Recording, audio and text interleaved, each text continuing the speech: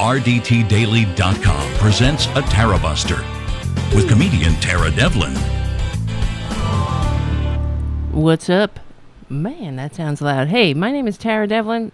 You guys are the producers, so you'll let me know if that sounds too loud in your ears. This is Tarabuster, unapologetic liberal talk on the right side of history, decency, dignity, democracy, and humanity. And damn it, we need... That should really be the rallying cry, right? If it's not from those places, decency, dignity, democracy, humanity, maybe we shouldn't be pursuing it. All right. But I guess they would twist it and say that they're like the billionaires in space. They think that they're doing us all a favor by jerking off in space. So, because they want us all to go fly to space, one person at a time, to see the big blue marble, and then we'll all realize we're connected, and then Jeff Bezos will start paying living wages. I don't know. I guess we'll all be stepping into stepping off the mortal coil before that happens. All right. What else is going on? Yeah, whatever. I don't even feel like doing any plugs, but I have to. So, this is Tarabuster. We're on Progressive Voices, SoundCloud, iTunes, Stitcher. Please give the show a good review on iTunes, and also, if you can, become a patron. Hold on. I just drank some ginger ale.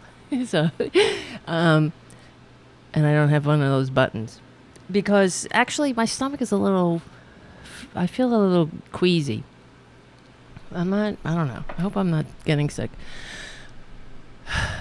or have Omicron. Probably not, but I just feel a little, maybe it's tired. I don't know. I'm going to the doctor soon, so I need a checkup. I don't know what's wrong with me. Maybe it's everything. Maybe it's the pandemic. I think a lot of it is mental too, but I think maybe that's mental. Thinking it's mental. So I need to find out what's going on with, under the hood. Because when I think it's the pandemic and being so isolated a lot. And it's too much thinking about, this is it.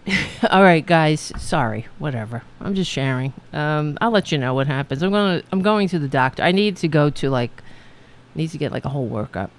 Because I haven't had one in many years. So maybe I'm dying. If that happens, oh well, I won't be bothering you for patronage anymore. And let's not go there. Okay. And then at least I'll be...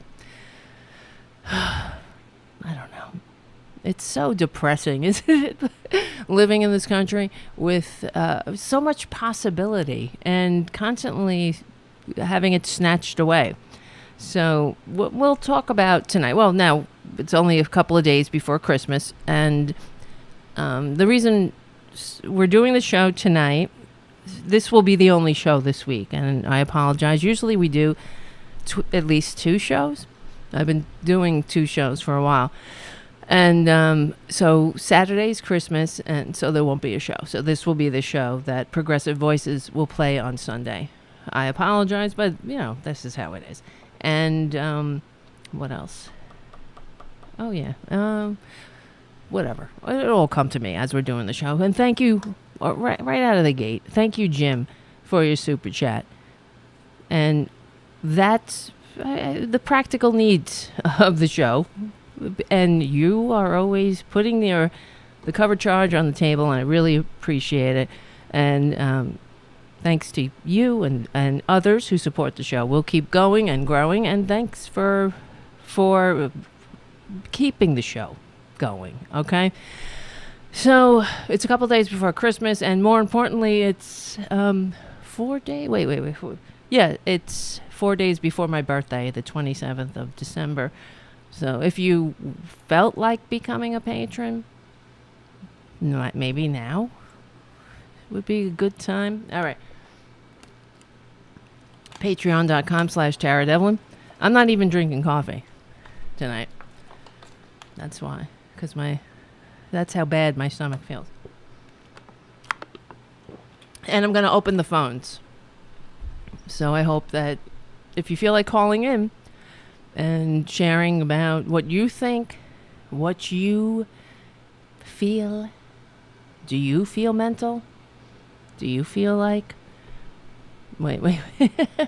What time is Tarabuster going to be on YouTube this Sunday, the 26th? No. Not at all. It won't be on YouTube on Sunday, my friend. All right. So, as an originalist, I celebrate Saturnalia, even though I can barely pronounce it. And you guys know I'm a history buff, and I really do find it fascinating and enlightening to connect the dots through history and to see how the gods the gods of one religion become the devils of the next religion, and how cultures adopt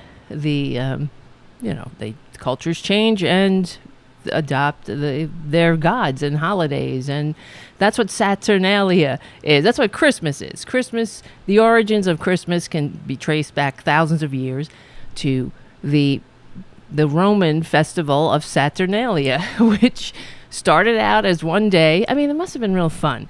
Whenever I read about Saturnalia, it just seems like an amazing. It's also a testament to the human condition in all of our hypocrisy, and for example, for the founding fathers writing all men are created equal while owning slaves, and of course not thinking women were anything but on par with the couches and the whatever furniture you might have shipped over.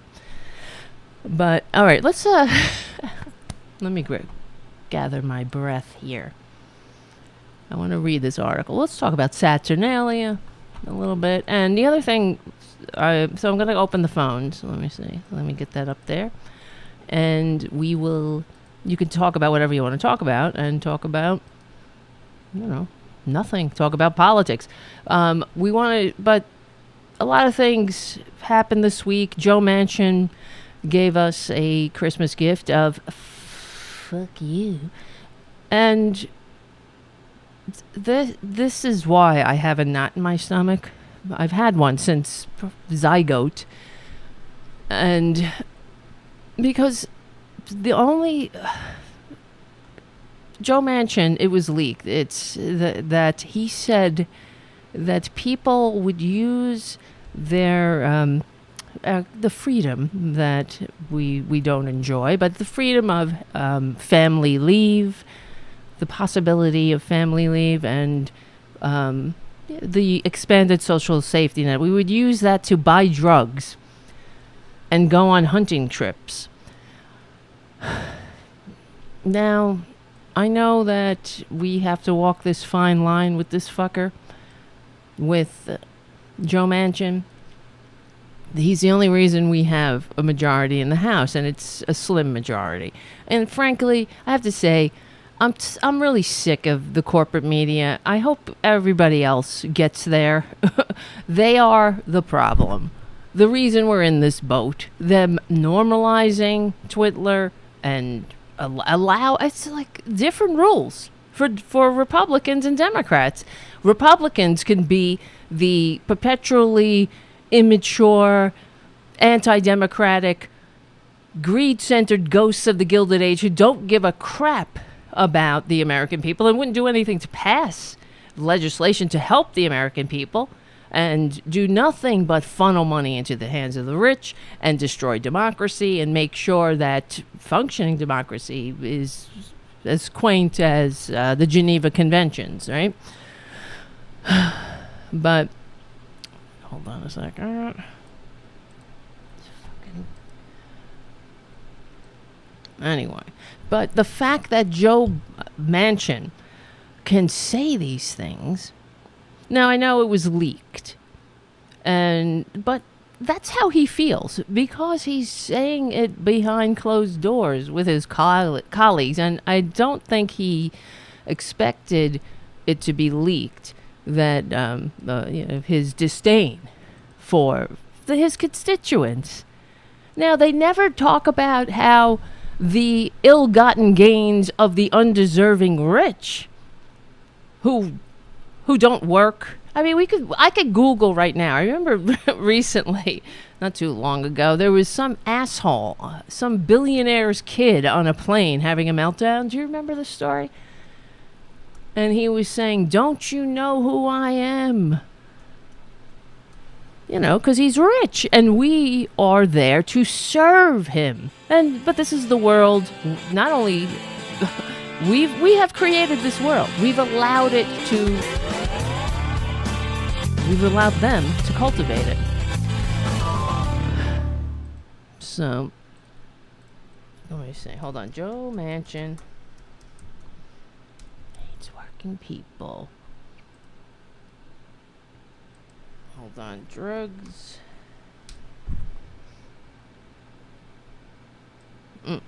But clearly, what's his name? Mitch McConnell is courting Joe Manchin. I have a feeling he's going to probably announce after the new year that he's going to go switch Republican. I have a feeling he's going to do that. But I might be wrong. And I also, because the other side of the coin there is that he's not a Trump Republican. So where does he fit in that world? He is a Republican. Only a Republican speaks like that. It's really baffling to me why he's a Democrat. Does anybody know? Because he's not as fascistic or something? I don't know. He certainly hates working people, but I guess that's a trait that's not completely exclusive to the Republican Party, unfortunately. Given Nancy Pelosi's most recent statement, how she thinks that members of Congress should be free to day trade on, she didn't outright say on inside information. She couldn't say that. But what else are you trading on? You're writing laws. You're creating the legislation. You're making the ground rules for this so-called free market, and you're selling and buying low and selling high based on that criteria, right? Hold on. I'm trying to find the phone number. It's my show. Why don't I know this phone number? Where the hell is it? Oh, it's because it's just me, guys. That's why I really do ask you guys to become, well, if you can, become a patron. So, I don't know. Maybe I can get some sleep. But is anybody else as offended as, well, of course we're all offended with Joe Biden and, Joe Manchin, I should say, his disdain for the working class. And the fact that he can say that goes to show that they don't fear the working class. And that's how broken this country is, and the government is. The government is an appendage of the affairs of millionaires and billionaires. That's it. We're nothing but expendable pawns. The American people are rising up. We're sick of it, but we still don't have the power, thanks to the gerrymandering and the rigging and the money in politics, the Supreme Court, the concentrated power and wealth. That's what the Supreme Court does, and especially now. And all day, yet again, as I was watching corporate media, the mixed messages are coming through about of course, because January 6th, it's the anniversary coming up of January 6th, the attack on the Capitol. And we still, where are the big players? Of course, Merrick Garland is doing nothing. So it seems. And it does feel like the urgencies of the moment is not there. And because Then we get the mixed messages of, will Joe Biden be able to convince, for example, Republicans to, take the shot? So because COVID, the way Joe Biden handles COVID, if he gets the pandemic under control, this is that will say how his presidency will develop. Will it succeed or not? And wait, hold on. Fuck. Something's wrong with my Skype. Hold on. Sorry, guys. This is why. I know. It'll be all right. Don't worry. Everybody stick around. Stick around. I swear, it gets better. That's what they told me when I first went to meetings. And it does. They were right. All right. Sorry. Let me read the Saturnalia thing because that's how I started. And then we'll get to Joe Manchin and we'll talk about Kyle Rittenhouse, the rockstar, and others, and anything else that comes to mind. So, okay.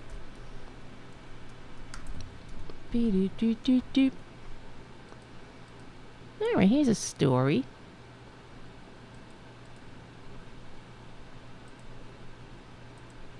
I find this interesting. Maybe you do too. The middle of winter has long been a time of celebration around the world. Centuries before the arrival of the man called Jesus, early Europeans celebrated light and birth in the darkest of days of winter. Many people rejoiced during the winter solstice while the worst of the winter was behind them and they could look forward to longer days and extended hours of sunlight. In Rome, where winters were not as harsh as those in the far north, Saturnalia, a holiday to honor Saturn, the god of agriculture, was celebrated. What is Saturnalia? Saturnalia, the most popular holiday on the ancient Roman calendar, derived from older farming-related rituals of midwinter and the winter solstice, especially the practice of offering gifts or sacrifices to the gods during the winter sowing season. The pagan celebration of Saturn, the Roman god of agriculture and time, began as a single day, but in the late Republic, that's 133 to 31 BC, it had expanded to a week-long festival beginning on December 17th. On the Julian calendar, which the Romans used at the time, the winter solstice fell on December 25th, and that's why the later Christians adopted that day. Excuse me. All right. During Saturnalia, work and business came to a halt. Schools and courts of law closed and the normal social patterns were suspended. People decorated their homes with wreaths and other greenery. And where else? And shed their traditional togas in favor of colorful clothes. Gifts were exchanged. Slaves did not have to work during Saturnalia, but were allowed to participate in the festivities. In some cases, they even sat at the head of the table and the masters served them. Instead of working, Romans spent Saturnalia gambling, singing, playing music, feasting, socializing, and giving each other gifts. Wax taper candles called cerae were common gifts, and light, giving light to others. That's really what that's about. On the last day of Saturnalia, known as the Sigliaria, many Romans gave their friends and loved ones small terracotta figurines, which may have referred back to older celebrations. Would Christianity have spread without the Romans? With Christians hiding in the catacombs and the Apostle Paul quietly spreading the word of Christ in homes and secret locations, Roman emperors Constantine and Licinius in February of 313 AD issued the Edict of Milan, a proclamation that permanently established religious toleration for Christianity within the Roman Empire. And then we could arguably trace the decline and fall of Western civilization. I don't know. I'm a little biased. My mother was a nun. I don't know. Hits close to home. Constantine died in 337 and apparently converted to Christianity on his deathbed without completely understanding the meaning of his new religion. Well, he did it because he was trying to win a battle, and he put the symbol of Christ on the shields, and then they won, and he said, yeah, okay, I'm a man of my word, so he converted. But still, the old pagan tradition. In fact, it must have been really interesting at the time, living at that time with Christianity, because there were multi-religious households. People were still practicing the pagan religion and then competing with Christianity. Must have been pretty interesting. Anyway, it was his mother who introduced him to her understanding of Christianity and changed the day of worship to Sunday. How Saturnalia led to Christmas. The Christian holiday of Christmas especially owes many of its traditions to the ancient Roman festival, including the time of year it's celebrated. The Bible does not give a date for Jesus' birth. In fact, some theologians have concluded he was probably born in spring. So, there you go. We're all a bunch of freaking bullshitters, right? By holding Christmas at the same time as the traditional winter solstice festivals, Roman Catholic Church increased the chances that Christians and Christmas would be popularly embraced, but gave up the ability to dictate how it was celebrated. In the early years, Easter was the main holiday. The birth of Jesus was not celebrated. In the 4th century, the Roman Catholic Church decided to institute the birth of Jesus as a holiday. Unfortunately, the Bible doesn't mention the date of his birth, so they took it from Saturnalia. And they, whatever. It's all the same old pagan traditions, really. On Christmas, most believers attended church, then celebrated raucously in a drunken, carnival-like atmosphere. Each year, a beggar or student would be crowned the Lord of Misrule. Now, this is the tradition in Scandinavia that they're talking about. And it sounds a lot like Saturnalia, because they would have the Lord of Misrule or a prankster, and they would wear a red cap like Santa. And eager celebrants played the part of his subjects. The poor would go to houses of the rich and demand their best food and drink. Sounds good to me. It reminds me of the French Revolution, because I remember I watched the great courses of the French Revolution, which is an amazing period in history, of course. And I remember one of the stories the professor told about how the people would run. They were in a frenzy, after toppling the aristocracy, and they were going from mansion to mansion and stripping the mansions of their worldly goods, and they would leave receipts saying thank you from the people of France. So, hey, something's got to give sometime, right? At least they left receipts.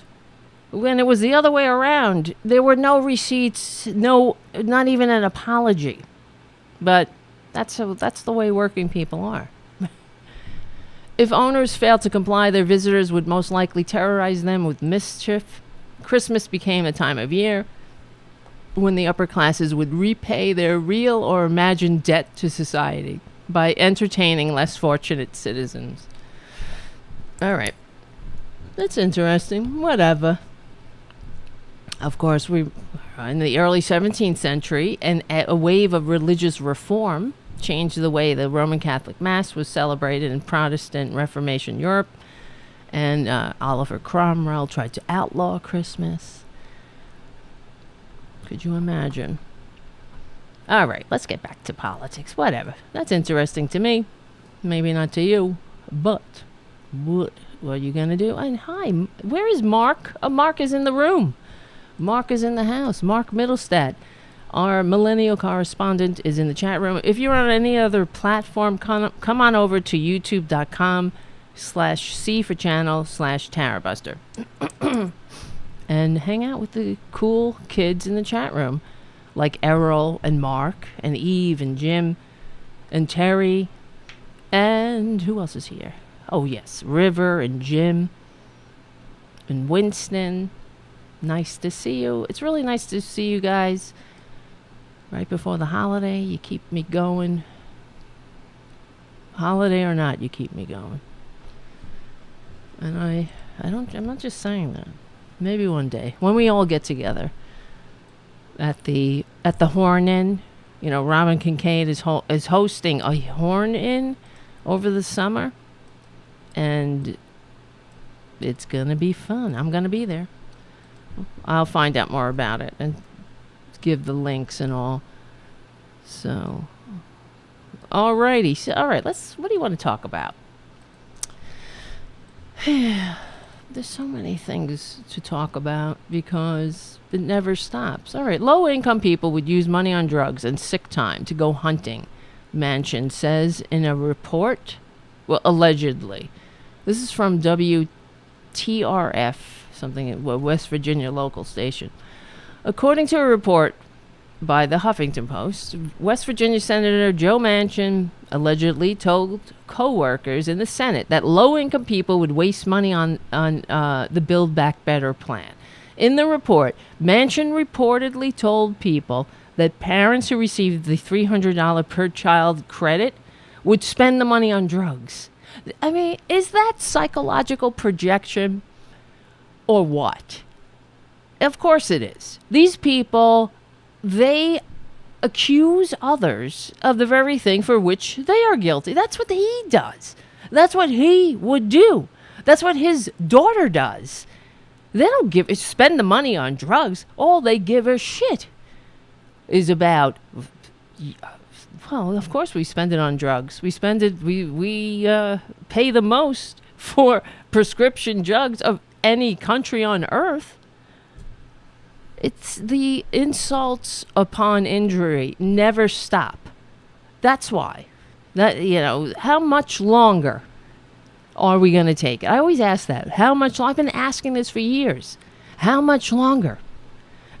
For a while there, I thought Bernie Sanders might have had a shot to become the nominee of the Democratic Party. And I was hopeful that we could take over the Democratic Party. I mean, time. It's going to take time. I'm not abandoning the Democratic Party.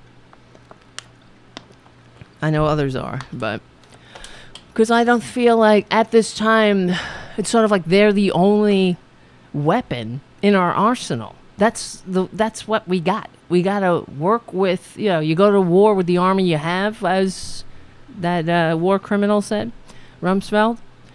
Not the army you want. So we're fighting fascism with the party we have, not the one we need or want.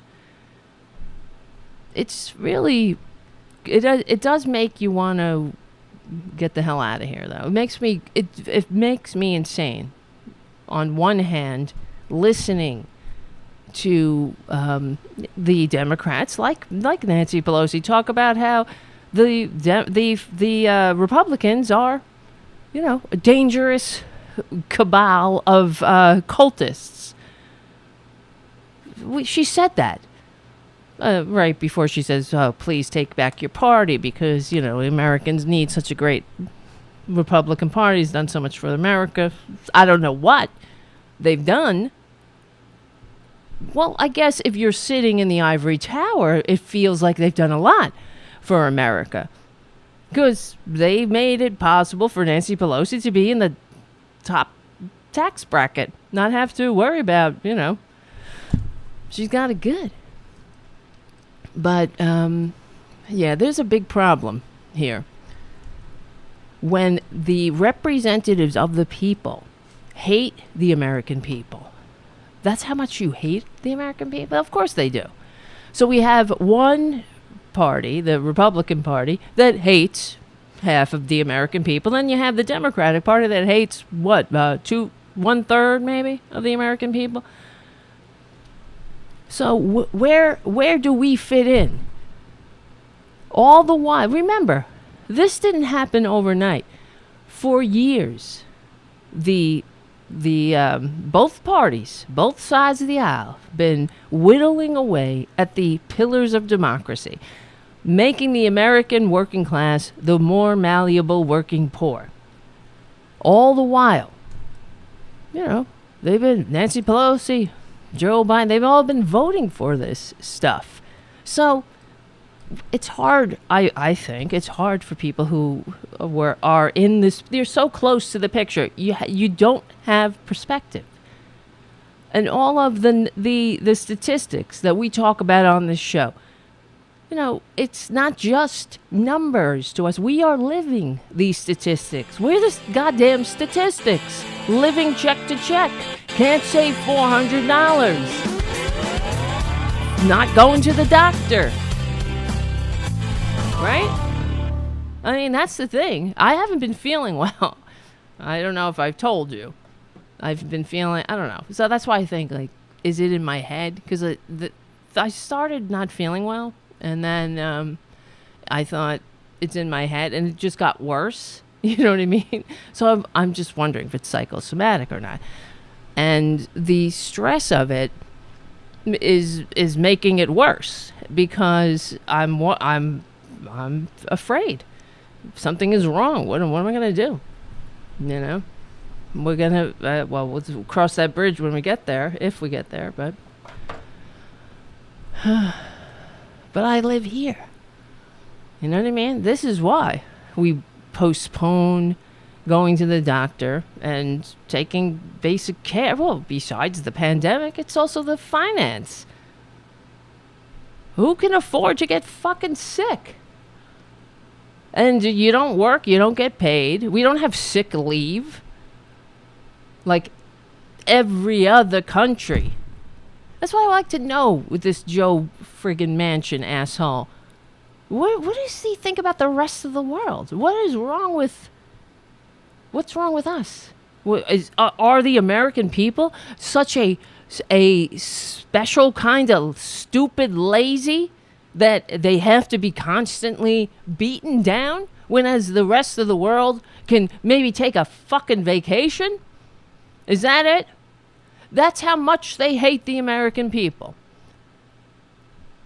That they think, $300. Why don't we drug test these fuckers? Like Joe Manchin. Why not? How do I know he's not spending his cushy salary on drugs? Clearly, he might not be thinking well, because he told the president, apparently, as everybody's attested, that he was going to support the president's bill. And that's why the president went out and talked about it and said, yes, we have the votes. And he assured the Progressive Caucus that the votes that we all had the votes. And then Joe Manchin said, fuck you. And he basically showed his cards. He's all along. It's like Kristen Cinema. These two clowns will be the death of us. The death of the American experiment. This is what we're up against, guys. And that's why I believe at this point that Joe Manchin is not, fuck Build Back Better at this point. We have to get voting rights through. Because then we can get what we want. It's not about want either. Let me just rephrase that a little bit. It's the patriotic imperative of cultivating a functioning democratic republic. That's what we're talking about, and that's how it has to be framed. And yeah, all of the moral arguments are true. Yes, it's fair, it's right, it's decent, and it's moral. But it's also a patriotic imperative, because without it, we don't have democracy. We have an oligarchy, and the people are going, the democracy itself, the people are getting further and further away from their government. It's our government. Wait a minute. I was looking for this tweet. I stumbled upon this guy's tweet. Here it is. Let me show you. This guy, he's a podcaster, but, you know, I'm sure he's got like zillions of patrons. He doesn't have to say, please become a patron. Where the fuck is my eCam? I'm losing it. Jesse Kelly. Who is Jesse Kelly? I don't know who he is. Let me look him up so I can explain. I had him over here. Wait. There we go. He is a... Come on, motherfucker. Host of I'm Right on the 1st. I'm Right? I'm Right on the 1st. Is that the name of his show? Host of the nationally syndicated Jesse Kelly Show. Anti-communist. Oh, wonderful. Community college credits? What does that mean? Oh, so he's anti-communist, but he has some credits from community college? That sounds pretty goddamn commie to me. But this is what he tweets. And just file this in the example of in every Republican chest beats the heart of fascism. They don't know. They're so fascist they don't even realize it. And now they don't even feel like they have to hide it. Just look, the left calls you fascist because, as you've probably been noticing, that word is catching on. Not just me, pundits on corporate media are using it, and good. They need to. The left calls you fascist because the left fears fascism. Yeah, bitch. Not fear. We don't want it. It's a vile, filthy, murderous, disgusting ideology of incels, losers, and maniacs. And their admirers. Sadly, the monstrous fascist dictators... Listen to this. I'm not kidding, guys. This is his quote. Sadly... Oh, isn't it a sad thing? The most monstrous fascist dictators were mostly were the most historically successful at stopping communism. Wow. I wish it wasn't so, and I worry about what that means. Oh, does that mean that you're reluctantly a fascist? The reluctant fascist. That's what your podcast should be called, right? Know what the left doesn't fear? Conservatism. They hate it because it's the opposite of leftism. No, I hate it because it's like having a fissured hemorrhoid in a democracy. Like, democracy is like taking a dump. Conservatism is the fissured hemorrhoid. Excuse me. I know that's a gross analogy for a lady, especially on Saturnalia. I apologize. They hate it because it's the opposite of leftism, but they don't fear it because they don't know conservatism cannot defeat leftism. Again, I wish it wasn't so. Oh yeah, he's a real deep thinker. This is what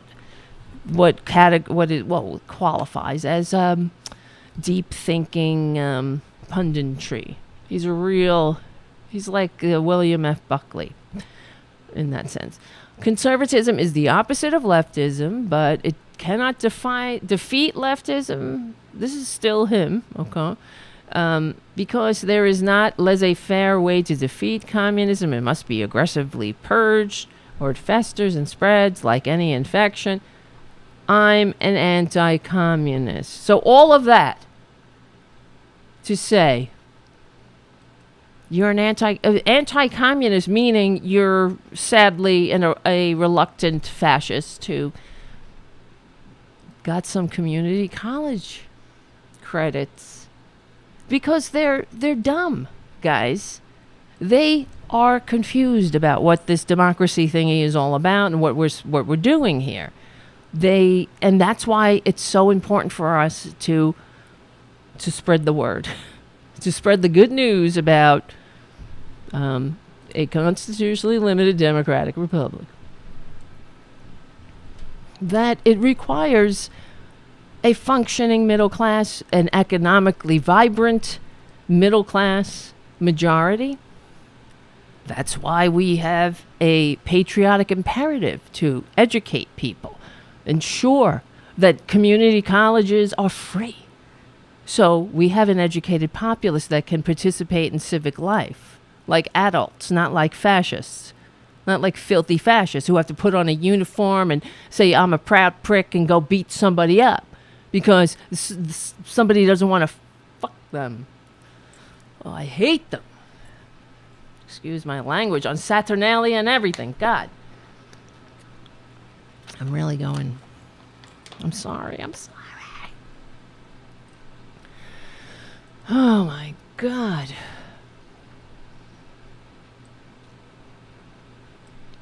It's frightening, guys. It really is.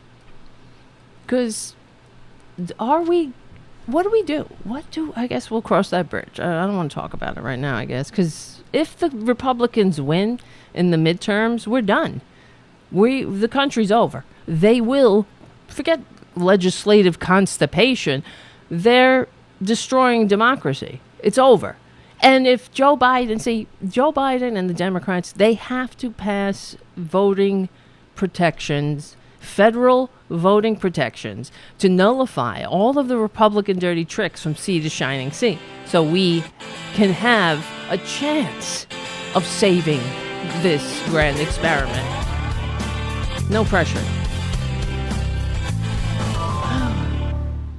All right, guys, thanks for hanging out. My name is Tara Devlin, in case you're new. If you're not new, whatever. All right, I have the phones open. Nobody wants to call. If you want to call, please do. The phones are open. If you don't, I can't. What can you do? I'm not going to get mad at you. I mean, to your face, at least. It doesn't matter. Oh. Remember, Mark posted that everyone should join Shaping Progress on Discord and find the upcoming episodes with times and details on the event page. Okay, I'm going to be joining that right in a minute. So, hold on.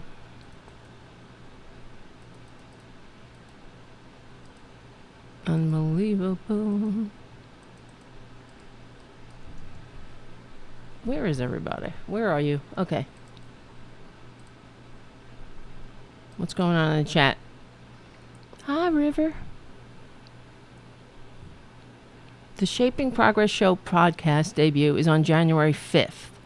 Mark writes, we will be discussing the insurrection almost a year later. That's great. It's a great topic. And perfect timing, that's for sure. Mark Shaping Progress. Winston Smith says, Manchin illuminates what the center is. The center is willing to let children in poverty starve. That's it. There's no humanity. I just saw this article. A Republican signed this life. And of course, it's an anti-abortion thing. Anti-abortion life. That they have to save the life of a fetus if it was an attempted abortion went wrong. Like this nightmare scenario. Like as if women are just like, fuck it. Get this thing out of me. Whatever. Do you see how much they hate us? Yeah, Ohio governor signs abortion bill into law. Where is this? Yeah, Ohio Republican Governor Mark DeWine on Wednesday signed a bill into law requiring doctors to try to preserve the life in rare cases that a baby is born alive following an attempted abortion, or face criminal. Like, who fucking wouldn't? And everything that they rail about is bullshit. Like, this whole, remember the partial birth abortion? Republicans would always talk about that's not even a thing. Partial birth abortion, as if it's just a procedure in very, very rare cases with that. For example, the baby is dead, long into the pregnancy, which happened to a friend of mine, and it was a tragedy, a trauma.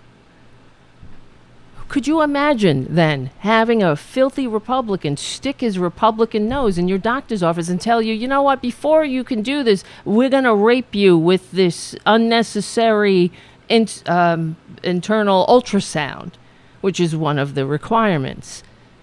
That's called rape by instrumentation. You want an abortion? First, you need an unnecessary medical procedure. But where you are, if something is inserted into your vagina, not medically necessary, but it's politically necessary to rape you in your doctor's office and then explain to you that the baby is a baby. It's got a heartbeat. And, but until it's born, it's the most precious little thing ever. It's the most precious life. But once it's born, we don't want to get on drugs, bitch, or go on hunting trips. That lazy bastard doesn't need a day off to go to the doctor. Fuck it. Maybe he wants to take drugs. Who doesn't want to take drugs in this fucked up country? Can I ask? Everybody's on drugs. Either you're on, they want us on drugs, They addicted half the goddamn country, this goddamn Sackler family, and they're still walking around. I mean, when does it end? When does the corruption end? And to quote, who was it? Teddy Kennedy, right? He said, when does the greed stop? How much is enough? Right? When will it be enough? Because the way we're living now is we are the least upwardly mobile. We had the widest income gap. They are so close to entrenching oligarchy for good. That's why they're not letting up, guys. That's why Joe Manchin is being courted. Like, I don't even know who the hell. It's like Sadie Hawkins Day at the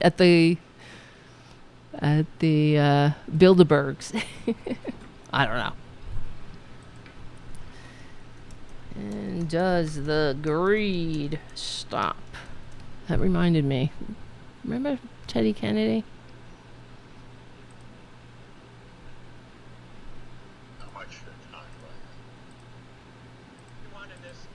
Institution knows and has voted on a number of times, whether it's over here in the Senate or in the House of Representatives.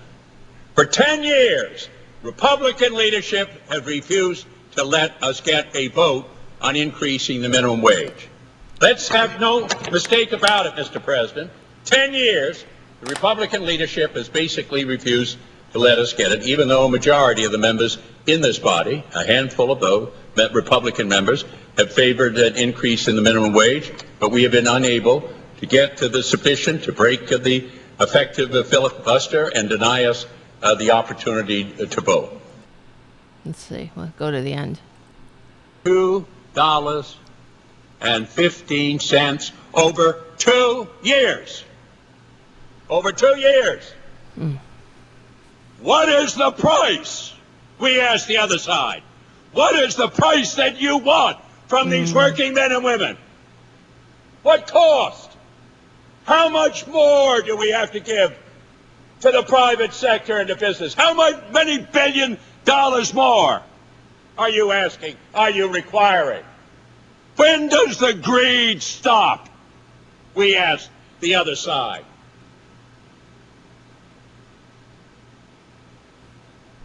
That's the question. And that's the issue, Mr. President. Make no mistake about it. They have, on the Republican side, 70 more amendments. 70 more amendments. We have none. We're prepared to vote now. 70 more amendments. Oh, yes, we want increase in the minimum wage. We want this, we want that. But silence over there, or let's have some other kinds of amendments that have virtually nothing to do with this. Do you have such disdain for hardworking Americans that you want to pile all your amendments on this? Why don't you just hold your amendments till other pieces of legislation? Why this volume of amendments on just the issue to try and raise the minimum wage? What is it about it that drives you Republicans crazy? What is it? Something. You're going to require us to go in to have a cloture vote next week. I can see it already. Amendments have already been filed that are going to be related in case we do get cloture to delay this even further. What is the price that the workers have to pay to get an increase? What is it about working men and women that you find so offensive that you won't permit even a vote? Denying the Senate of the United States the opportunity to express ourselves. We don't want to hear any more from that side for the rest of this session about permitting and not permitting votes in here when you're denying on the most simple concept, an increase in the minimum wage. We don't want to hear any more about that. This is filibuster by delay and amendments. I've been around here long enough to know it when I see it and smell it. And that's what it looks like. That's what it is. Make no mistake about it. Make no mistake about it. That brings tears to my eyes. Wow. Really, the same question. That was 2007. When does the greed stop? Can we continue to ask this question? You know, and I'm looking at the chat, and Terry Taylor says, great man, great, so Terry Taylor says, man, great speech about Ted Kennedy's speech. Hold on a second. Yeah, Tarabuster. And it reminds me, because I think I told you, a friend of mine I have a friend who's a Republican, right? I know her for many years. I met her at work, and she's a lesbian Republican. And anyway, I worked with her at Court TV back in the day, and then Court TV folded. I don't know if you remember. It's back now, but they went under, and everybody got canned, right? And so she was at Court TV for many years, and blah blah blah. Was devastated by the whole event, and had a hard time. I'm not sharing her name. She don't listen to the show, but she had a hard time after Court TV closed. But she was able to have unemployment, and then she was able to have COBRA. Something happened, whatever. She had a medical issue, and because of Ted Kennedy, she was able to go see a doctor. Now, COBRA it sucks. Yes, it's expensive. So for those who don't know, like, we have some international viewers and listeners. COBRA is what does it stand for? I forget. COBRA, continuation of health coverage. Okay. Makes sense. That's what it stands for. Consolidated Omnibus Budget Reconciliation Act of 1985. Now, that was Ted Kennedy's bill, because Ted Kennedy's daughter, I believe, or one of his children had cancer, right? And they were in and out of the hospital. And when he told the story that he would meet other families and people who were in the hospital struggling with bills. And he said, well, I don't have this problem. I'm rich. I have great health insurance, and it doesn't matter either way, co-pays, co-insurance, deductibles, because I'm filthy rich, right? And what would a Republican do? They wouldn't even bat an eye. They'd say, oh, well, pull yourself up by your bootstraps. Don't worry, better luck next life. If little Johnny dies, he'll get a mansion in heaven next to Janis Joplin or something. But Ted Kennedy took his experience and he tried to expand health care to people. And whatever, I don't know, I can't remember the whole story, how it all came to pass. But, of course, when all was said and done, the American people were afforded the opportunity to buy into health insurance if they lost their job. They would be able to keep paying the companies on the company's plan for 18 months. That's it. But you have to pay the whole thing. And it's fucking expensive. Now, I don't know what it is now, but I remember I was at a job. You guys know I do freelance work, and, when my situation with health insurance is whenever I would you as a freelancer, you get involved with these companies or whatever, they staffing agencies. I don't know what these corporations have done. They have everything so rigged, and whatever laws to get around actually having to hire people and pay living wages. So they have all different kinds of categories. Freelancers, some people are staff, some are freelancers, some union people, some, gig workers. There's all different pockets, different types of employees working for giant corporations. And that's what corporations do to keep, I guess, the numbers of staff off the books. I don't know. I guess they get some kind of tax. Something. They benefit somehow by not having hiring, not having as many people as they actually have working. So you can work somewhere every day, go there every day, and you're not an employee. And then they can just, of course, say F you whenever they feel like it. And that's, part of the problem. I told you the story about one of the corporations I was working for. They took so there was a bunch of staff, and there were freelancers.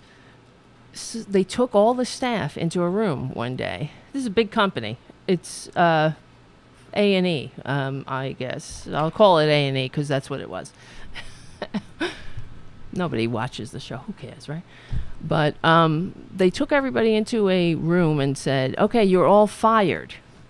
All the staff, you're fired. And then they said, good news, you're hired as freelancers. So they fired everybody on the spot, and then they rehired them instantaneously as freelancers, and they handed them, each person got a different little envelope. I was already a freelancer, so it was just upsetting to me. And they had an envelope, and it said, this is your rate. It's not negotiable. So that's it. If you work there 20 years, and there were people there that had been there 20 years, and they were canned one day, and they were turned into freelancers. That was it. I remember one guy saying, I have a vacation scheduled in 2 weeks. Sorry, booby. It's not a paid vacation anymore because you're not an employee. You're fired. You don't like it? Then, oh well. And you know what happened? Nothing. Everybody went back to work, and they went back to work the next day, and they just accepted it because there's no unity, there's no solidarity. And there is no union in this country. That's why they divided us and conquered us. They did it for really to destroy democracy, but that's ultimately an economic strategy. They want to control, money and power. That's really what it's about. And it's not about, whatever. It's like what that guy is saying about fascism.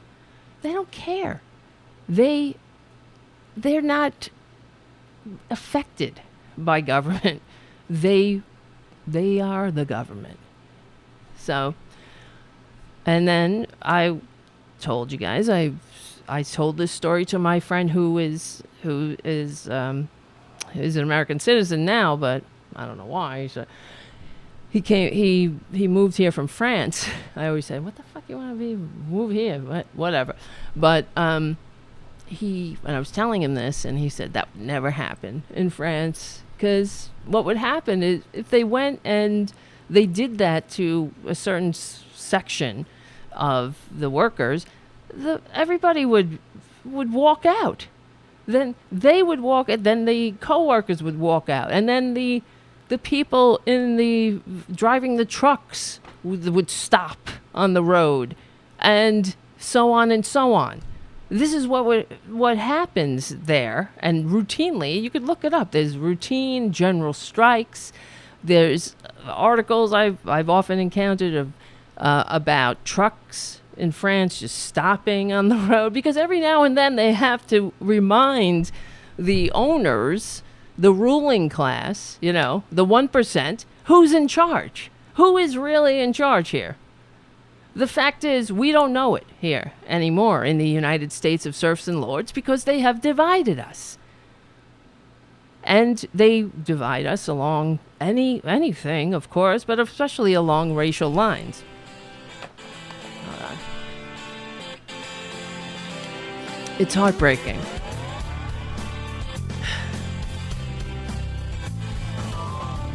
So, it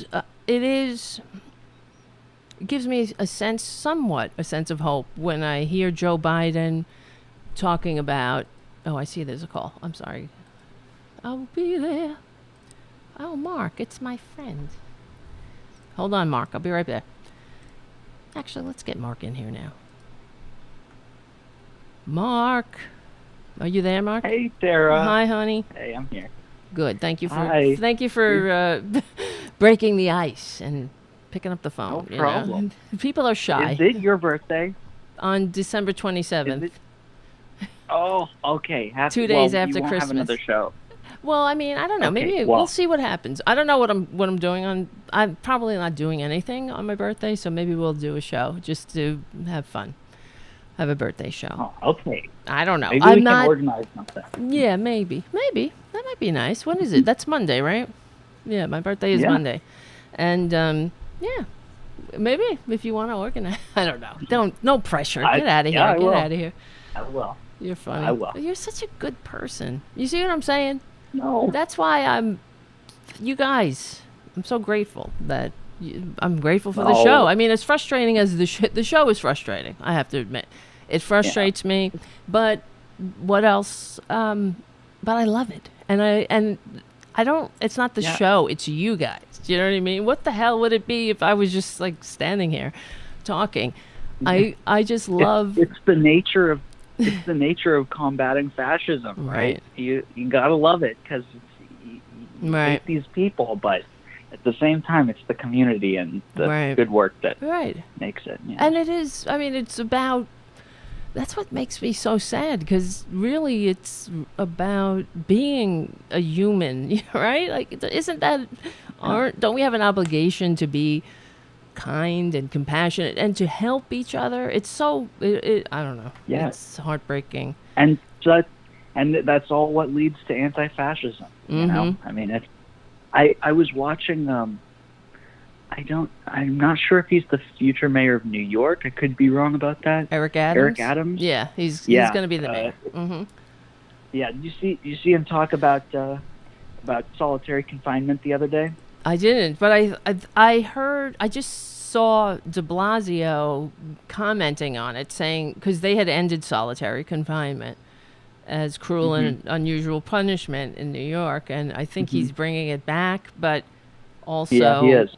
Yeah, he is. Is he bringing it back? And then I think I heard de Blasio saying that they were in conversation about some kind of happy medium, but who knows, whatever that is. It won't matter if de Blasio's not there, but go ahead. Sorry.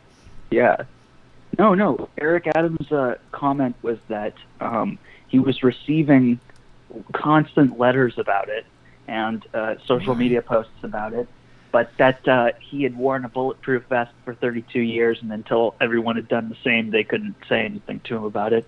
And he also said that the nature of those types of crimes is that you have to remove those people from society if they want to harm other people. Yeah. And then he said, you can't just give all of them an iPad and tell them you love them and expect the problem to be over. No. And it's like, what a characterization. Wow. What a scoff at the real, Yeah. Yeah. This is, that's a problem. And I didn't know that. I'm looking at it now. That's the nature of fascism, I mean, that guy is a real through and through fascist. Oh, yeah, it's insidious with him. And here in New York, I'm sure if you watch Morning Joe, it's not just New York, but they keep on touting Eric Adams as this sort of perfect middle ground Democrat, and saying how the people of New York, they turned their back on the progressives and they went with this moderate. And so that must mean how progressivism is failing. That's the frame that they keep saying. And well, it's failing because these people are designing things around it failing, and it's the only thing that can really stop what you were just saying, which is that they're so close to it. They feel they're so close to it. Right. But I think another thing is, it often seems like we're screaming into the void, or we're trying to stop like a train or something unstoppable. But at some point, even if it goes so full-tilted fascist the way they clearly want it to, people cannot continue in those conditions. I mean, even in the worst examples like the Holocaust and everything, it's not like there weren't people who were constantly trying to stop it from happening. So, and also people who turn their eyes to it as well. As you know, I'm sure you know about this. The Jewish refugees that were trying to land, they were on a boat and they were trying to escape Nazi Germany, and they went to South America, they went to the United States and other countries. I'm not sure of the whole route, but they were denied entry in all these countries, and including ours, and ended up back in Nazi Germany and slaughtered. So but that's people are like that. Yeah. And in fact, actually, now that I'm saying this, a friend of mine, her mother was, she's passed away now, but her mother lived in Norway during World War II. She was a young kid. And so Norway was occupied and invaded and occupied. And she told a story about, like, these are her fellow countrymen. So first the Nazis came to one town and all of the people fled. And they tried to find safety in the homes of their fellow countrymen. And she said that she remembered how people were reluctant, to open their doors and to help them. And it just, that stuck with me too. And she mentioned it. Yeah. But that's people. People don't want to get involved. And they want to live. Yeah, exactly. Mm-hmm. They want to live with their heads in the sand. And we forget how avidly, especially with what the right likes to say about Nazis being socialists, which is just a complete lie. Yes. They were avidly anti-communist. Oh yeah. And they would constantly go around in these towns in the countryside in Germany and try and start instigating fights, and then they would propagate it through the news as fights being started by communists and that they were the only ones who could stop them. So that's it. I mean, that's what they did. The same thing. Mm-hmm. And that's why what they're doing with Antifa, creating this ubiquitous threat that of this this is, it's not an organization, it's an ideology. Yep. And it doesn't matter how many times you tell them that or remind them that, they continue to talk about how Antifa is, it's this threat, right? And that's like the Nazis. Really that's what they did. Yeah, exactly. Yeah, but they're really only a threat to those corporations and the politicians who are aiding and abetting all of them. And so, I mean, the second that we take a step back and look at who would the real threat even be about, it becomes clear why they're using Antifa. Yeah. Right. I don't know, because you reminded me earlier today. I was watching Netflix, and there's a new World War II documentary on Netflix, and you might like it. And I was watching it, and it reminded me of one of the episodes they were talking about how there was a ship. The Nazis would attack passenger ships that were crossing the ocean, and the first ship they sunk a passenger ship off an English passenger ship that was on its way to Canada, and it was considered a war crime, and of course it was, because it was a military targeting of civilians, and the Nazis, and that just basically was a precursor to what was to come, that there were no limits with them, just how vile they were. But the thing that really reminded me of what we're going through is that because the international community, this was before the United States was in the war, and the international community condemned this act. I'm trying to remember the name of the boat, but I think it was something with an A. Anyway, so they so Goebbels went out and said, and there was an article in the New York Times, and I was reading it back in the 40s, whatever, and Goebbels went out saying that it was fake news, that they didn't, it wasn't the Nazis, it was actually Churchill had sunk his own ship. It was a false flag. This is what they went with, and doesn't it ring? We don't hear anything like that now. Right. No. It's the same. It's like new day, same shit, same tactics. And sadly, I mean, it's good that I guess that documentary is on Netflix. Maybe people will watch it. Yeah. But I mean, we have to learn history's lessons, because, God damn it, they are repeating right now. Yeah. Hold on a sec. We're talking with Mark Middlestaedt from Shaping Progress. Hold on. Be right back. All right, we're back. So we're just keeping it real loose, really loosey-goosey tonight. But I love it. You're funny. I saw a meme, by the way, floating around that says, "Bro, how are you failing? How are you?" Or it said, "History's repeating." It said something about it. History's repeating itself. How can you fail an open note test? Because this is essentially what this is, Right. So, exactly. And that's what most of these people who think these progressive policies just aren't that important, that's what they're doing. So. Right. And there you go. Because the way that we have to frame the progressive policies that we're talking about, because it's not like, see, this is what I'm hearing the Republican frame is this. Okay, Republicans are nuts, some of them. Some of the insurrectionists. I just saw some middle of the road Republican talking about this today, and he was like, "Yeah, they're bad, but that's no excuse for the Democrats to try to enact this radical socialist agenda." This is the frame they're going with. That some of they're crazy, but the Democrats are taking this opportunity to ram through what? policies that people. No, they're not. Exactly. No, they're not. They're not doing anything socialist right now. The Democrats aren't doing anything. Their base is trying like hell. But, oh my God, I know. Yeah. But that's what they're going with, and nobody pushes back on them, of course. And even the Democrats themselves, they just sit there. That's what makes me crazy when you have Democrats on TV, and they don't defend. They just don't know how to message their own policies because I saw a meme, and it was 100% correct. Somebody tweeted, actually, it said something like, the Democrats can't message because you can't serve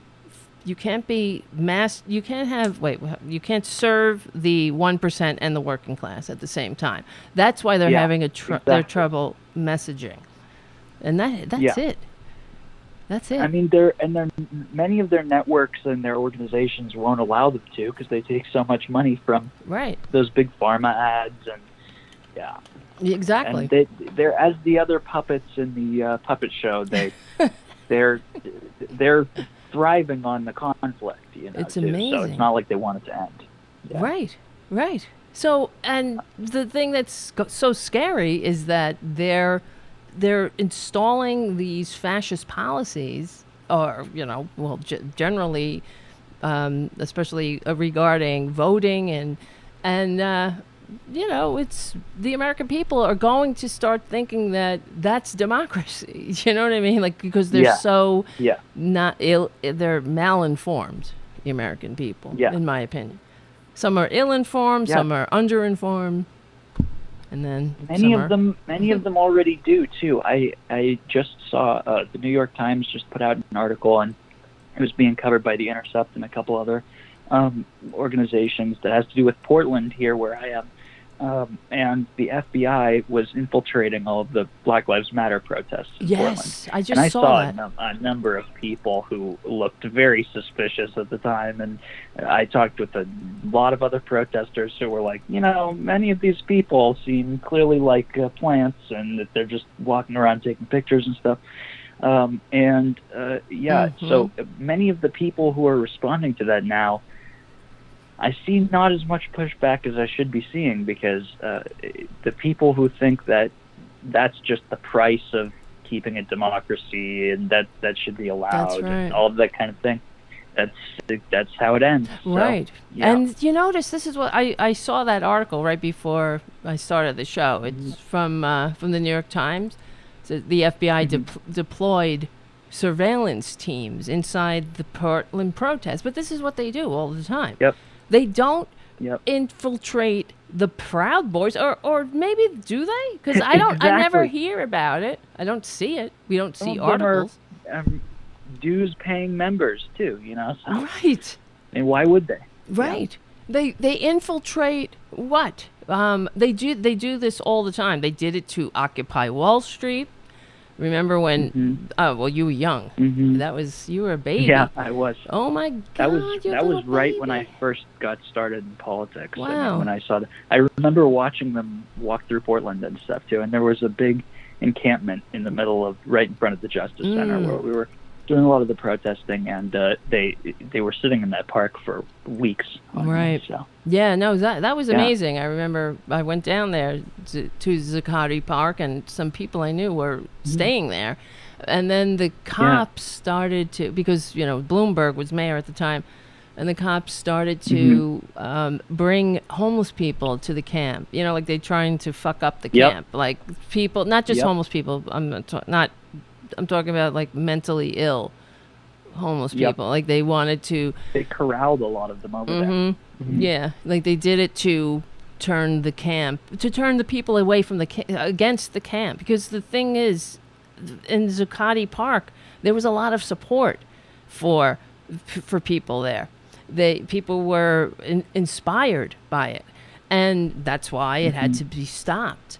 And in the middle of the night, Bloomberg sent his thugs to break up the park eventually, because they couldn't stand the message, because it was the truth. Yep. You never see, like, for example, after Obama was elected, and people, you were too young, but people probably remember who were around that the Republicans that was really their first public meltdown, as I remember it. They got together. I do remember that. Yeah. I was like 7 years old when I remember that. Yeah. Yeah, and they went to Washington. They had a rally, and they were upset, and they were stomping their feet and pooping their diapers, and they didn't. But at the time, they didn't have a con man saying it was rigged, so they were just upset that Obama won, Yep. and they were saying, "Oh, he's going to destroy everything," and whatever. But I remember seeing video of it. And some of these Republicans were walking around with assault weapons. Of course, this is what they do. This is Washington freaking D.C.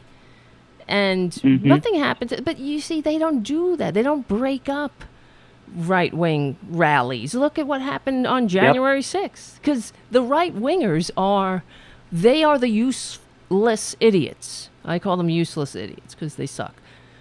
But that's what they are. They're only useful for domestic terrorism. Yeah, they're the useless idiots who are the, inside the body politic, destroying it from the inside, really. So, but so that's why they don't bother I them. I think one of the important things we've got to also start messaging about, in terms of how they're really coordinating all of that all of their messaging. Their messaging is based around two things. One is fear, and one is messianic imagery. So you should be afraid, and we can save you from it, even though they're the thing that we should be afraid of, right? So we as soon as we point it out, it's like obvious what, racism, sexism, you should be afraid of people of other nationalities, xenophobia, and religious bigotry, all of that kind of stuff. That's all the fear, and then all the messianic imagery is America's the best, and we have freedom, and why do we need socialism? Because everything's already going great. And so I think as soon as we can start tying all of these images with those key concepts, those people walking around with assault rifles, the Proud Boys, the insurrections, I mean, it's obvious that they're the ones we should be afraid of. Then people will start turning on them a little bit. But the big thing that's standing in the way is ego, I think. That's true. And the great thing about socialism and liberalism and progressivism is it removes ego. You see other people as yourself, and you want to help people who are homeless and of other colors. So, Wow, Mark, you're amazing. I just love listening to you. And I could listen to you for hours and do on Shaping Progress. So if you're not a subscriber, please subscribe right now. The link's in the description. I mean, Mark, you're an incredible... You're the person that gives me hope the most, really, because you're young and you're so informed. And that's really the key, the intellectual curiosity. I can't even... I just hope I live long enough to see all the great things you do, because you're incredible. You will be a part of them if I ever do great things. Yes, that's true. Yeah. I'm not going anywhere anytime soon. Yeah. All right, hold on, Mark. Stay there, right there, because we're coming to the end of the Progressive Voices part of the show, so just going to say it, Keep coming back. It works if you're working, so work it. You're worth it. This is unapologetic liberal talk on the right side of history, decency, dignity, democracy, and humanity. We stick together, we win, and we will win. My name is Tara Devlin. That's Mark Middlestaedt, our millennial correspondent. I'll see you soon. Hold on.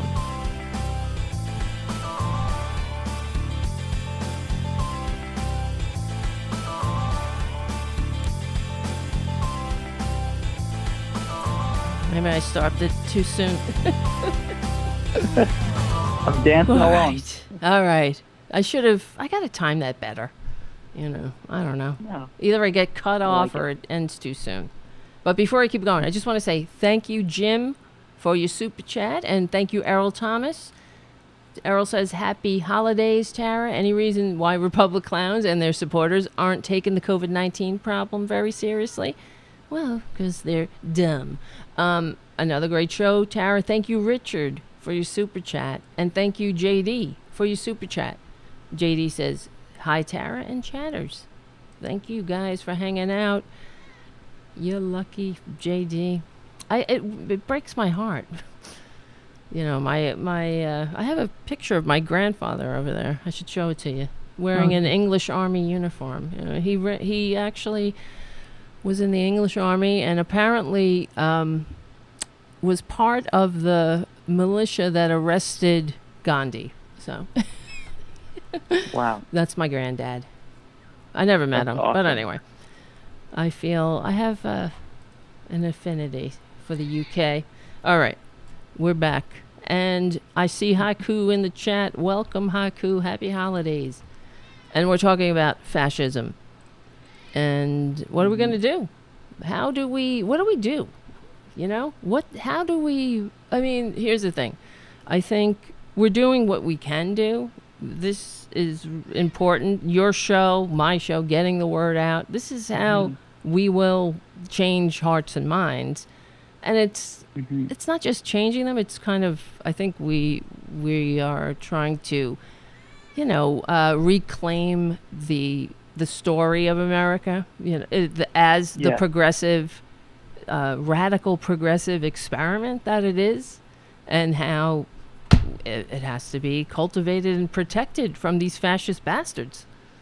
Is that so hard? I don't know. I guess it is. Because greed. It's always greed. And that's really why, I guess, Ben Franklin, whether he said it or not, a republic, if we can keep it, it's the human factor that we have to overcome, our weaknesses, you know? Like you're saying, the fear, the selfishness, and that's fear too. Right. The ego is fear too. But yes, exactly. I mean, look at Trump. There is no one who is more cowardly than him. Or an epitome of an ego, right? Yeah. I mean, he is. Yeah. But he's not happy. He's not. I find him. He's a vile, you know, waste of human DNA. Yeah. And he deserves to be a miserable fuck. But you know, it's a shame that they elevate somebody so vile. How do you do that? You know? He's not even a good person. How can you have a great country when you can't even be good? You know? Then I'm sure you saw he took credit again for the vaccine. And this is another insidious, this is what he does. And Joe Biden congratulated him for, you know, touting the booster. That's great. But the fact that he's able to say these things, that he made 3 very great vaccines in record time. They said it would take 20 years, you know, depending on who he's talking to. It's either 20 years. First it was 5 years, 10 years, 20 years. Now it's going to take 100 years. He's just a bullshitter. And and of course, he didn't have any part in personally developing those vaccines. He did nothing. He slowed it down as much. Exactly. Exactly. In fact, I mean, why isn't he? Look at Bolsonaro. It was the Senate in Brazil. They charged him with crimes against humanity. And because of his response to COVID. But it's the same response that Trump gave of denial, lies, deflection, knowing just that here it's accepted. Right.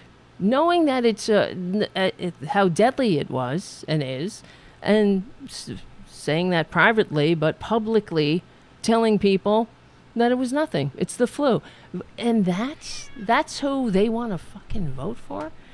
And I don't know, you probably saw Candace Owens. They're all the same.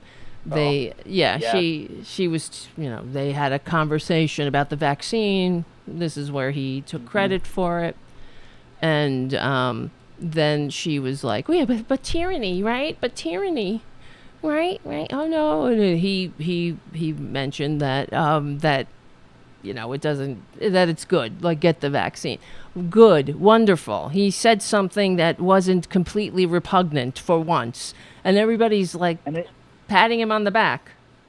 Yeah. And in between, he's seeding the ground with his lies about this vaccine. Yeah. Anyway. The only reason he wants anyone to get vaccinated is so all of his supporters don't die. That's it. Ironically, it's turning so much of his base against him. I was seeing all these Parler screenshots. Oh, really? They hate Trump now. Yeah. Oh, that's good. That's amazing. He's losing those really extreme people. Yeah, it's excellent. Like, what is this? This is what happens with fascist messaging. It just starts getting so contradictory and conflicting that people just start dying no matter what. Right. I guess that's it, I mean, fascism always equals death. That might be a good sticker. Yeah. Like, silence equals death. Yeah. Yeah. Fascism equals death. Yeah. I think I have to write that like down. that. Let me see. I might make that into a shirt. Let me see. I have to write this down. I want one. Yeah.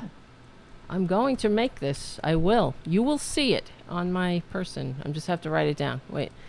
Fascism. See, if I don't write it down, I'm going to forget it. Fascism Me too. equals death shirt or design. Okay, yeah. Why not, right? Maybe I'll make that a nice premium if you become a patron or something. I don't know. Yeah. What are you gonna do? Anyway, so yeah, I mean, we have our work cut out for us, and then like you're saying with Eric Adams, and is now what's passing for a Democrat again. This middle of the road, and I guess somebody who thinks what did he say, that if you never wore a bulletproof vest, you have no right to an opinion. Yeah, you have to wear a bulletproof vest for 32 years, right? And so then you can say something to him about this subject. Well, it's there's numerous studies about solitary confinement. It doesn't do anything, and except it harms people. So the problem is, and drives them to suicide. Yes, and exactly. The problem is that we have to live with people who are incarcerated, right? They come out eventually. Most of them, they're not all lifers, so they are still our fellow Americans and part of the community. So wouldn't you want to make people, rehab people instead of turn them into basket cases? Right? You would think so, but then there would be no fear for them to play off of. Right. You know what I'm saying? This is what drives their whole system. Yeah, that's right.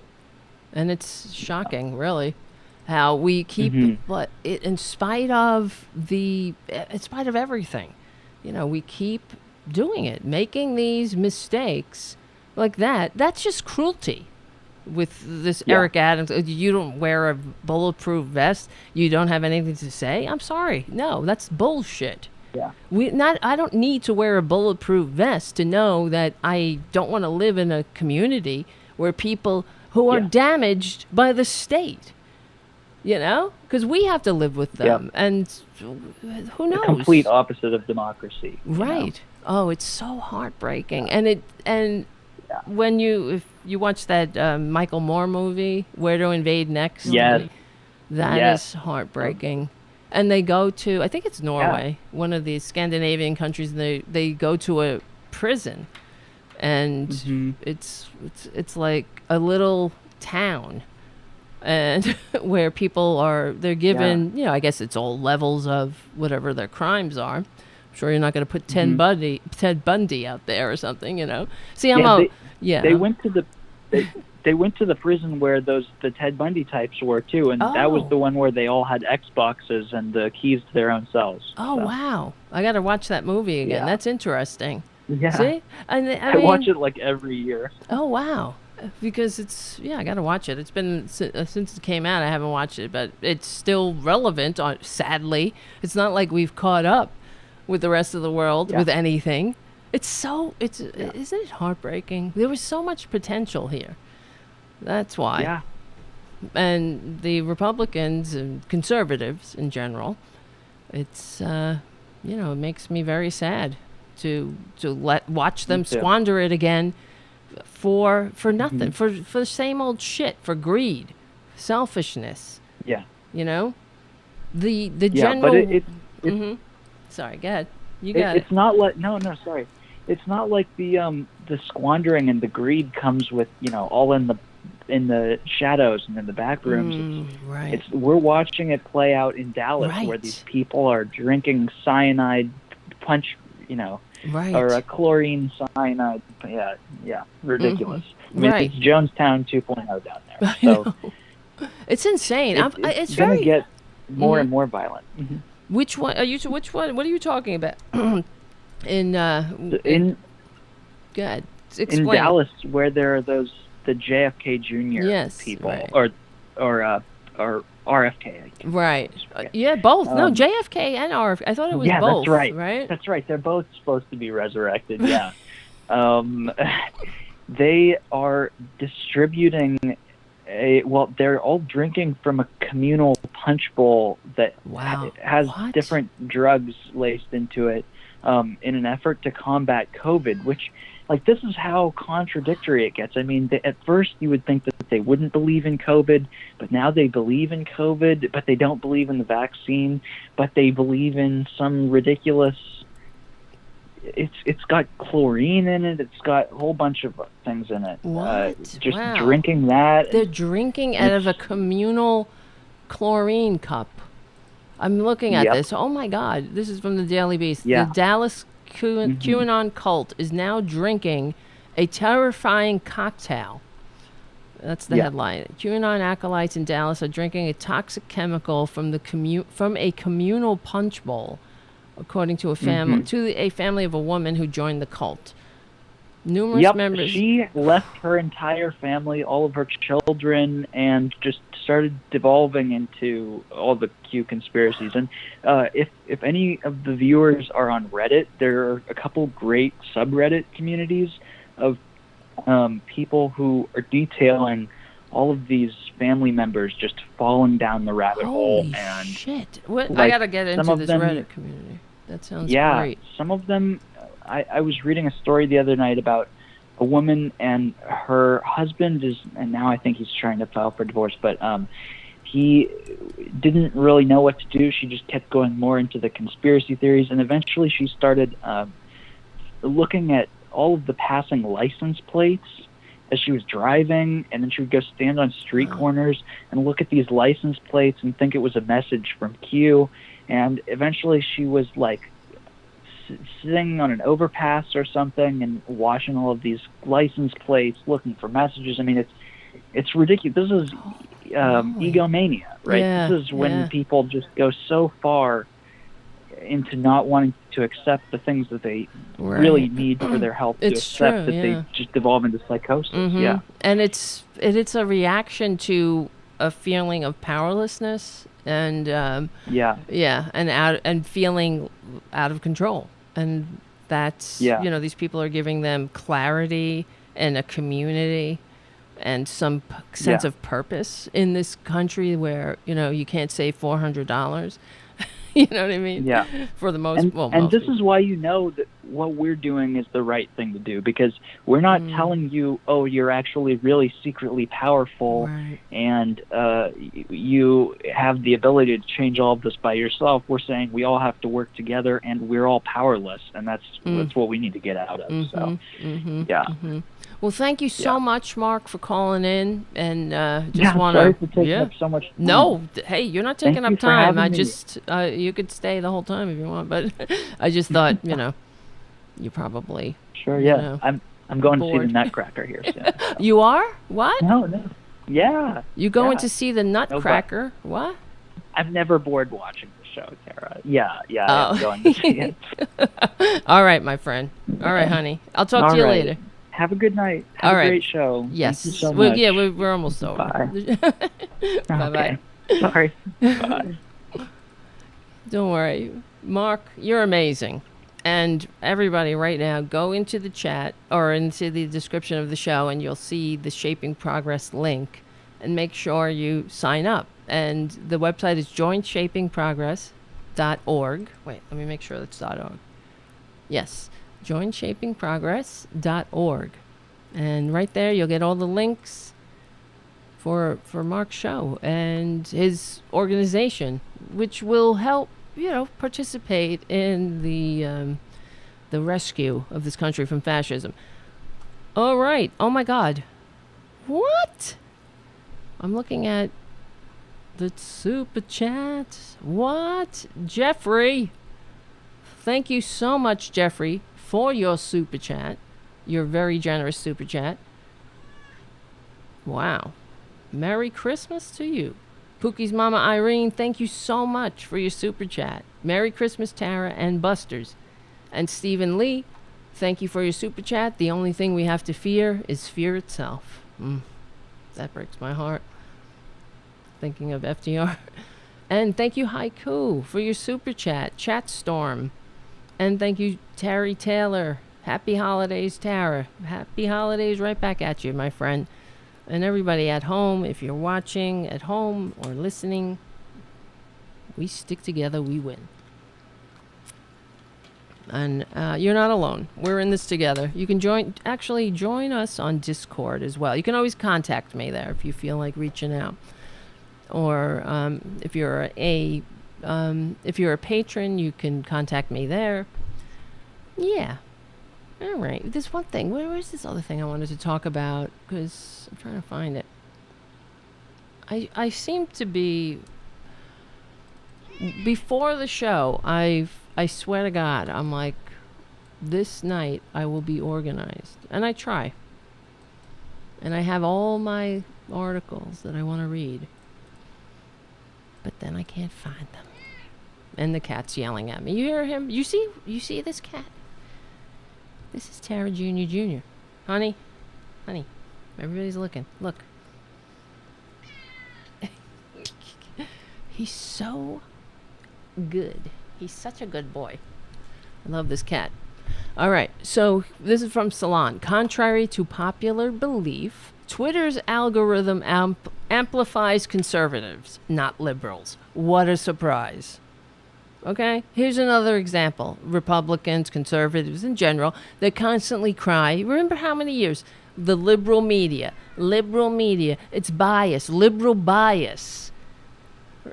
Truth has a liberal bias. We know that. So when news organizations are reporting the truth, the Republicans get very upset about it. But we know for years, especially since they kicked the con man off their platform, the Republicans have been saying how they're targeted. Everybody's out to get them. I'm so over that, right? They're such victims constantly. But it goes into what Mark was saying about fear. It's true. They have to give the sense of they're under attack. Any cult does this. Just look at all cults here. I got to put the cat over here. He's not, I don't know. He's not being nice. He's fucking being abusive. See, look. He wants me to pet him. Come on.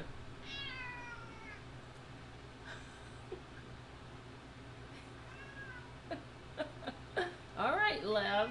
Let go. Here, take this. Play with this.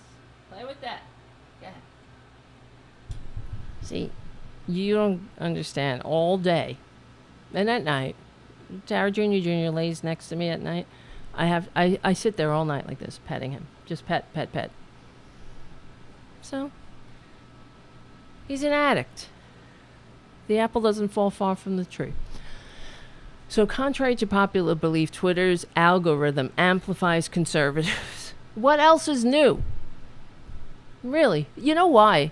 Republicans, conservatives in general, they are masterful at professional victimitis, of course. And it's almost like they're training the media how they want to be reported. Like, don't tell the truth, see? Because that's bias. That's liberal bias. Don't look, oh, they're targeting us. They're suppressing us. They're out to get us. And what does Twitter do? In reaction, it ups the algorithm. So we see these effing fascist tweets popping up in our timeline. And it happens to me. I don't know about you. I don't know why every time I go on Twitter, I see on the top, and I'm not following these people. No, I'm following them, but I'm not like, that you can follow them, follow them. You know what I'm saying? And they immediately, when I go on Twitter, right at the top, look, I'm showing you right now, I see Meghan McCain. Why? Meghan McCain, right at the top. Like, I didn't ask for her. I'm not. Wait, am I following her? Let's see. Because you can take her from out of a list and unfollow, or, you know, make it that you're not automatically alerted every time she tweets. I don't know why. Because I do get it, even on my phone, it'll pop up. Meghan McCain just tweeted. Did I ask? Who cares? Why don't you tell me that Meghan McCain just passed gas? It's the same thing. Oh my God. And this is why we're dumb as F. I didn't read this article, but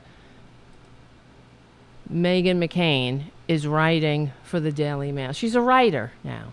You know, this ill-informed, malinformed nepotism poster child, trust fund brat, is now writing for the Daily Mail. And she's writing political commentary. This one is Kamala Harris is blaming racism and sexism for her failures as vice president, but her race and gender helped her get invited to the party in the first place, and she can't have it both ways. That's her article, Meghan McCain.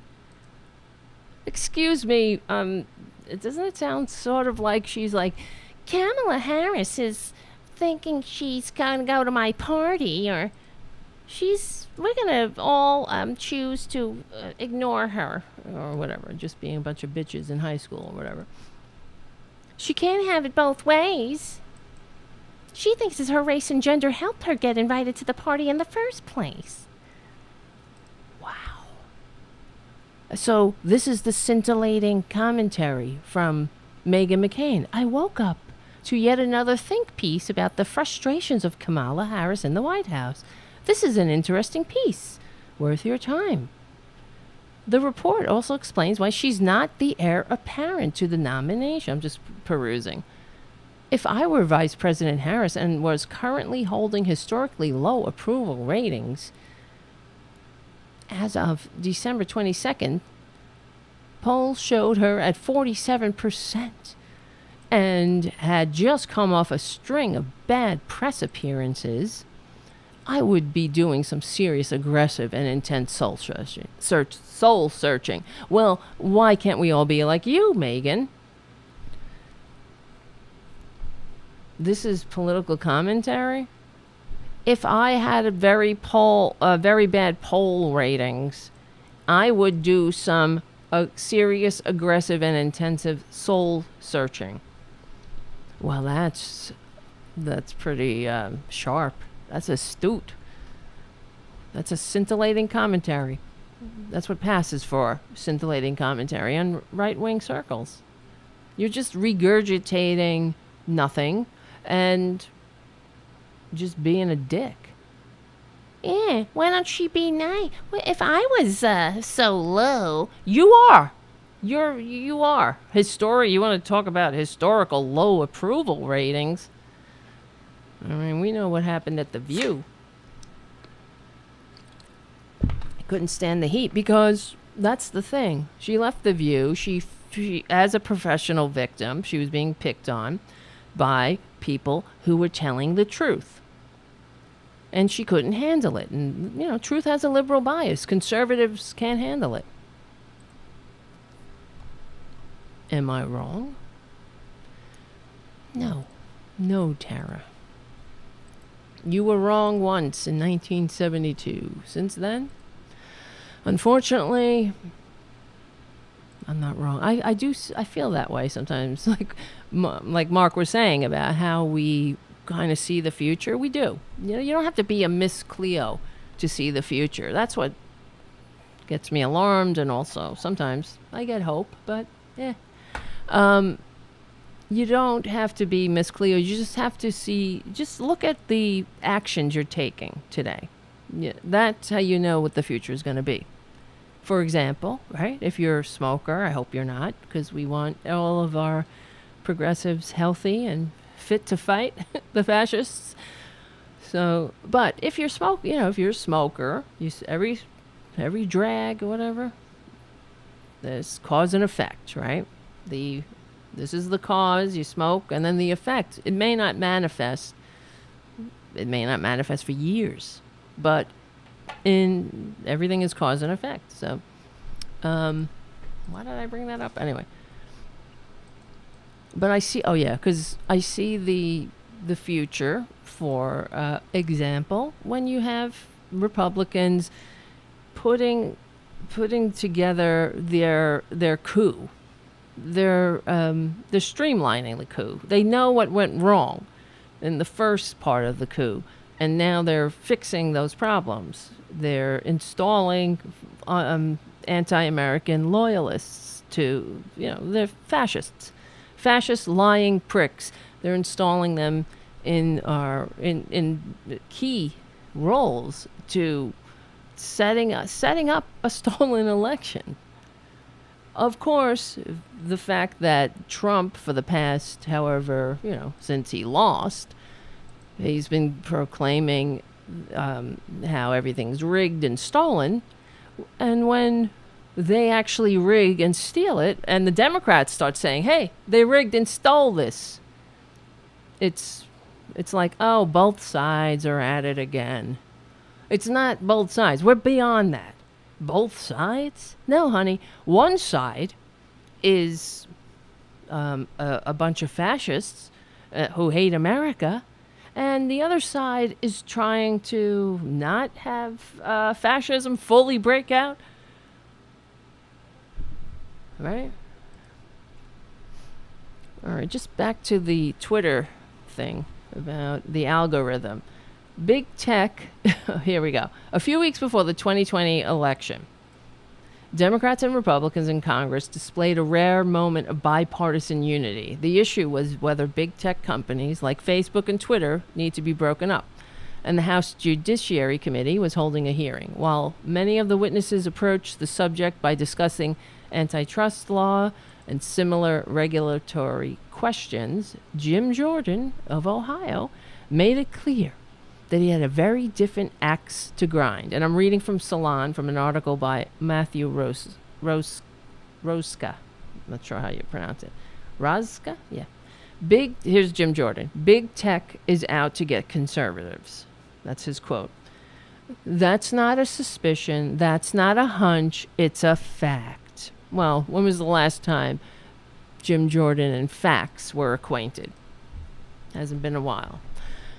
It's a fact, he says. I said that 2 months ago at our last hearing, and it's every bit as true today. Yet, according to a new study, Jordan's so-called fact seems to be quite far removed from the truth. What else is new? Conservative media voices, not liberal ones, are the most amplified by the algorithm users are forced to work with, at least when it comes to one major social media platform. Published in the journal Proceeding of the National Academy of Sciences, otherwise known as the PNAS, the authors of the Algorithmic Amplification of Politics on Twitter, this is the title of the study, reveal that they conducted a massive scale experiment involving millions of Twitter users, a fine-grained analysis of political parties in 7 countries, and 6.2 million news articles shared in the United States. Along with researchers from the University of Cambridge, the College of London, the University of California at Berkeley, the study was co-authored. Oh, God damn it. The damn thing just moved. So, to make a long story short, that this is a legit study. It's not that they randomly picked up the phone and called 90 people, like some studies. They actually put together some pretty impressive academics. So the findings are presented in two sections. One part, which focuses on the United States, examined whether major media outlets are more likely to be amplified by Twitter's algorithm if they had a political leaning of some kind. The other area of study looked at tweets from 7 different countries, but focus on those posted by elected politicians. Okay? Although political observers worry about extremists disproportionately benefit from social media platform algorithms, the researchers did not find evidence of that, but they did note a revealing pattern. So they said they didn't amplify extremist views, but when it came to different types of media, content fared differently on the site. Our results revealed a consistent thread. In 6 of 10 countries, the mainstream political right enjoys a higher algorithmic amplification. You say that, okay? Than the mainstream political left. What a surprise. The authors explain. Consistent with the overall trend, our second set of findings of studying U.S. media landscape revealed that algorithm amplifications favor right-leaning news sources. Why? Why? Because, you know why? This is my opinion. I don't know. I'm speculating. They are so afraid of being called liberal, biased. They're biased and picking on us, right? They're picking on the poor fascists. They're so put upon. No matter what. That's always the argument for fascists. They're always so picked on. So this is not the first report to indicate that right-wingers have an unfair advantage on social media, with 2 giants being Facebook and Twitter. A senior engineer at Facebook was reportedly fired in 2020 after he collected internal evidence that right-wing pages were given preferential treatment. Of course they were. You guys know that Twitter effectively murdered the RepublicanDirtyTricks.com website and Facebook page. They pulled the plug one day. After over 150,000 followers in 11 years, building up that following, they just depublished the page. And then when we appealed, there's nothing you could do. They stood by it because they don't want to give the right-wingers an impression they're being picked on. So they can point to Republican Dirty Tricks. They didn't like the name.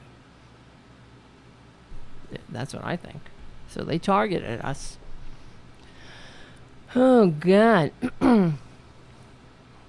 One employee told BuzzFeed News that the company's management had become afraid of conservatives because of Donald Trump, who was the effing so-called president at the time. After Trump was fact-checked by Twitter for trying to use the platform to spread misinformation about the upcoming election, he threatened to use government power to punish social media companies that he perceived as hostile.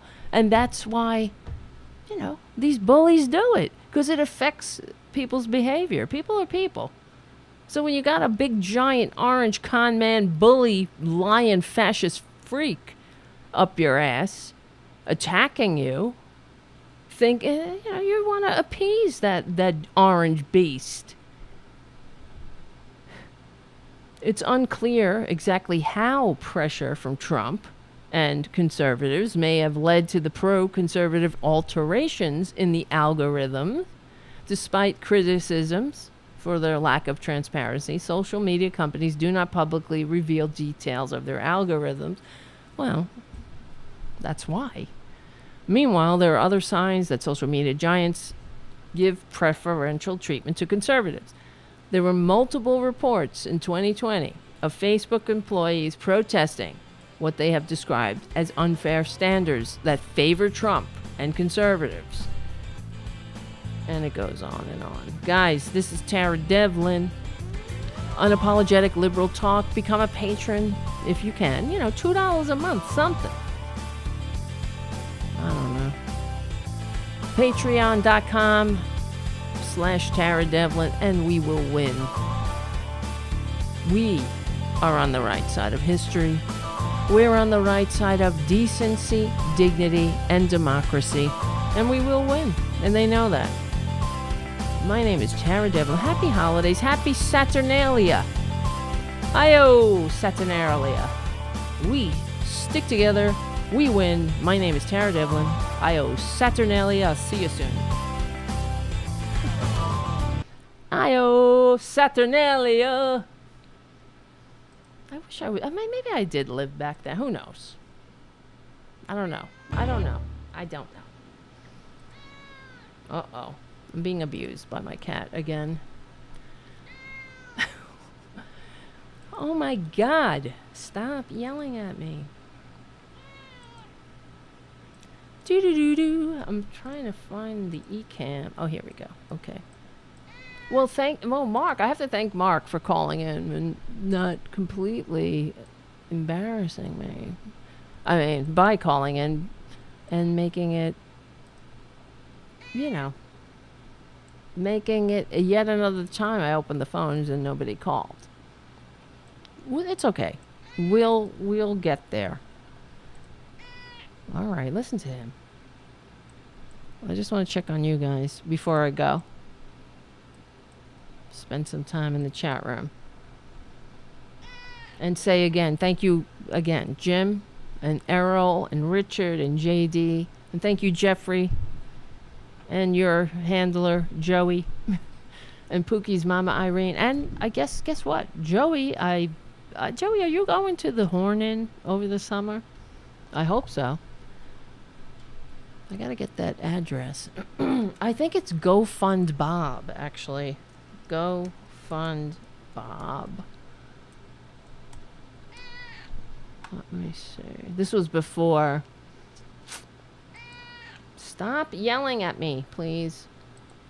No, it's not. It looks like it's changed. I gotta find out.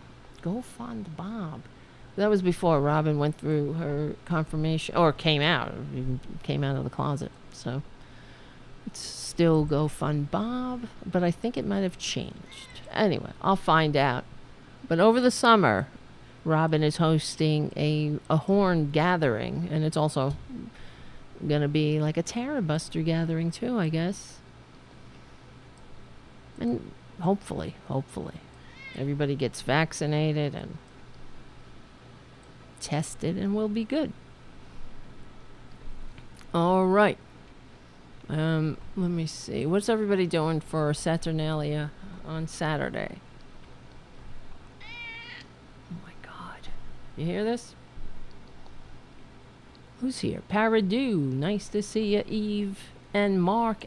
Oh, I see. Mark M. from Shaping Progress. Pookie's mama, Irene. And Stephen Lee. Thank you so much for being here and hanging out. And thank you, Jim, of course, for all of everything. Just for hanging out. And thank you, Winston and Richard W. I would settle for Republicans never getting power again, even if Dems can't pass gas. That's true. At least, right?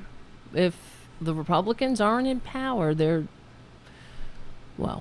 still doing damage. But could you imagine?